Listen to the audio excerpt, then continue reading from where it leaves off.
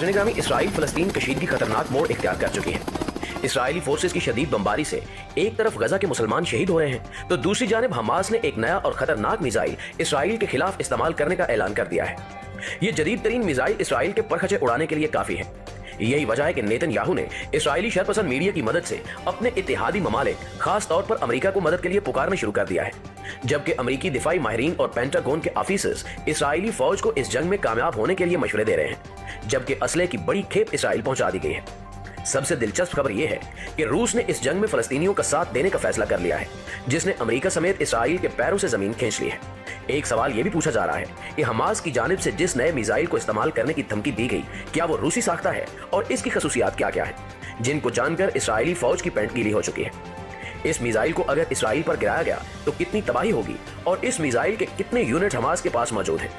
इसके बारे में आपको आगाही देने से कबल ताज़ा तरीन सूरत हाल पर नजर डालना इंतहाई जरूरी है। मुअज़्ज़िज़ नाज़रीन ग्रामी, इसराइल और फलस्तीनी मज़ाहमती तहरीक हमास के माबैन गुज़श्ता 8 रोज से शदीद जंग जारी है।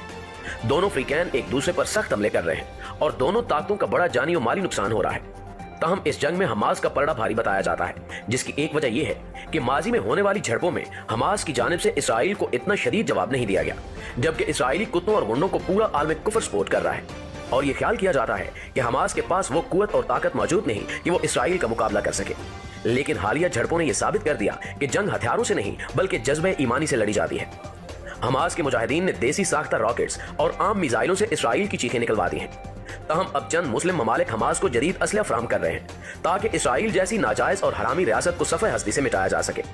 यही वजह है कि हमास ने गुज़श्ता रोज एक आम ऐलान करते हुए इसराइल को बड़ा सरप्राइज दे डाला और बताया कि आने वाले दिनों में इसराइल पर एक ऐसा रॉकेट फायर किया जाएगा जो इसराइली फौज, दिफाई सनत और इसराइली आबादी को मिटाकर रख देगा। दोस्तों, अगर ताज़ा तरीन सूरत हाल को जानने की कोशिश की जाए तो मालूम होता है कि इसराइली फौज की जानिब से अक़वाम मुत्तहिदा समेत तमाम आलमी रहनुमाओं की अपीलों और दरखास्तों को मुकम्मल तौर पर नजरअंदाज करते हुए मकबूजा फलस्तीनी इलाकों में जारियत का सिलसिला जारी है, जिसके नतीजे में मजीद 100 शहादतों का इजाफा हो गया है। शहीद होने वालों में से चंद एक का ताल्लुक गरब उर्दन और बेशतर का ताल्लुक गजा से है, जबकि शहादतों की कुल तादाद 250 से तजावुज कर चुकी है। ताज़ा इतलात के मुताबिक इसराइली अफवाज ने दरियाए उर्दन के मगरबी किनारे के इलाके में भी अब जारहाना और पुरतशद्दुद कार्रवाइयों का आगाज कर दिया है, जिनमें 21 मजलूम फलस्तीनी शहीद हुए। इसराइली फौजियों ने गजा की पट्टी के शुमाली इलाके में भी गोलाबारी की और गजा पर पूरी रात फिजाई हमले किए, जिनके नतीजे में मजीद 33 फलस्तीनी शहीद हुए। गजा नामी शहर में इसराइली गुंडों के फिजाई हमलों में तबाहशुदा इमारात के मलबे को हटाया जा रहा है और इसको खोदकर दबे हुए जख्मियों और लाशों को निकाला जा रहा है। इस ज़मन में इमदादी कारकुनान का कहना है कि इसराइली अफवाज की जानिब से की जाने वाली फिजाई बमबारी में शहीद होने वालों की तादाद में इजाफे के खदशात मौजूद हैं। फलस्तीन अथॉरिटी की वजारत सेहत के मुताबिक पीर से जारी फिजाई हमलों में अब तक सिर्फ गजा में 200 अफराद शहीद और सैकड़ों जख्मी हो चुके हैं। शहदा में 50 कमसिन बच्चे भी शामिल हैं, जिससे आप यहूद कौम की सफाकियत का अंदाजा लगा सकते हैं। दूसरी जानिब हमास के इसराइल पर हमलों में भी तेजी देखी जा रही है और हमास के शदीद रद्द अमल ने इसराइल को हिला कर रख दिया है और आए दिन एक नया सरप्राइज इसराइली कुत्तों को दिया जा रहा है। गुज़श्ता रोज भी एक ऐसी खबर सामने आई जिसमें हमास ने एक नए मिसाइल को इस्तेमाल करने का ऐलान किया। हमास का यह मिसाइल इंतहाई जदीद टेक्नोलॉजी से मुज़य्यन है और इसकी रेंज 400 किलोमीटर से भी ज्यादा बताई जा रही है, यानी अब इसराइल का चप्पा चप्पा हमास के निशाने पर है। जबकि इस मिसाइल में खतरनाक बारूदी मवाद इस्तेमाल किया गया है जो पल भर में बड़े पैमाने पर तबाही मचाने की सलाहियत रखता है। इस मिसाइल पर बाकायदा तौर पर हमास का अलामती निशान भी कुंदा किया गया है ताकि इसराइल को मालूम हो सके कि यह मिसाइल हमास की मिल्कियत है। हमास की आला ब्रिगेड ने इसराइलियों तक यह पैगाम पहुंचा दिया है कि अब अपनी खैर मनाओ, अल्लाह के शेरों ने मैदान में कदम रख दिया है और अब तुम्हारी नस्लें भी याद रखेंगी कि मुसलमानों से टक्कर लेने का अंजाम क्या होता है। इस पैगाम ने इसराइल में खलबली मचा रखी है और इसराइली फौज समेत इसराइली हुकूमत को जान के लाले पड़ चुके हैं और अब वो चीख चीख कर ये बतला रहे हैं कि इसराइल की अपनी दिफाई ताकत खत्म हो चुकी है और ऐसी सूरत में अमेरिका और यूरोपीय ताकतों को इसराइल की मदद करनी चाहिए। खबर यह भी है कि पेंटागन से असले की एक खेप इसराइल भेजेगी। ये असला अमेरिकी हुकाम की जानिब से इसराइल को तोहफे के तौर पर दिया गया है ताकि वो मजलूम फलस्तीनियों को शहीद कर सके।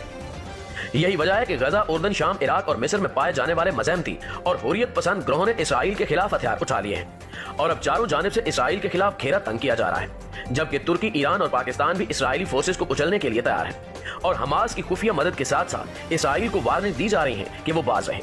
मुअज़्ज़िज़ नाज़रीन ग्रामी, ये सारी सूरत हाल में OIC का इजलास भी तलब किया गया, मगर बेशतर मुबस्सिरीन का ख्याल है कि चूंकि OIC अरब ममालिक के जेर असर है, इसलिए OIC का इजलास बुलाने या न बुलाने से कोई फर्क नहीं पड़ेगा।